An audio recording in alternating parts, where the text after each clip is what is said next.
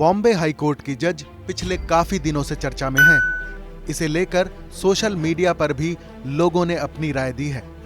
यौन उत्पीड़न से जुड़े 2 मामलों पर अपने विवादास्पद आदेशों के चलते जस्टिस पुष्पा वी गनेडीवाला को बॉम्बे हाई कोर्ट का स्थायी जज बनाने की अपनी सिफारिश को सुप्रीम कोर्ट ने कथित रूप से वापस ले लिया है।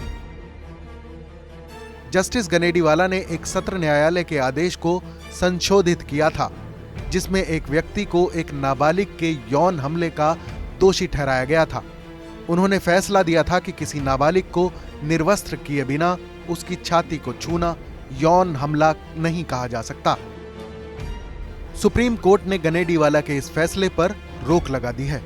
Chief justice of India S.A. Bobde की अध्यक्षता वाले सर्वोच्च न्यायालय के 3 सदस्यीय कॉलेजियम ने बॉम्बे हाई कोर्ट के स्थायी जज के रूप में जस्टिस गनेडीवाला की सिफारिश की थी, लेकिन बाद में इस प्रस्ताव को रद्द कर दिया गया।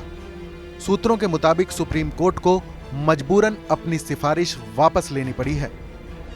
जस्टिस गनेडीवाला ने एक फैसले में कहा था कि पॉक्सो एक्ट के तहत जब तक आरोपी पीड़िता से स्किन टू स्किन टच नहीं करता, उसको यौन शोषण नहीं माना जाएगा। कपड़े के ऊपर से छूना अपराध नहीं होगा। इस फैसले को अटॉर्नी जनरल के वेणुगोपाल ने निजी तौर पर सुप्रीम कोर्ट में चुनौती दी है।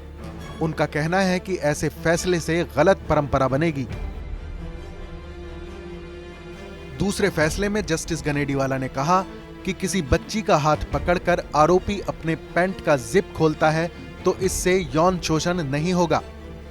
तीसरे फैसले में जस्टिस गनेडीवाला ने बलात्कार के एक निचली अदालत के फैसले को पलट दिया और कहा कि बलात्कार के कोई सबूत नहीं मिले हैं। इस फैसले को भी संदेह की नजर से देखा जा रहा है। महाराष्ट्र के अमरावती जिले में 1969 में जन्मी पुष्पा गनेडीवाला ने B.Com, LLB और फिर LLM की पढ़ाई की है।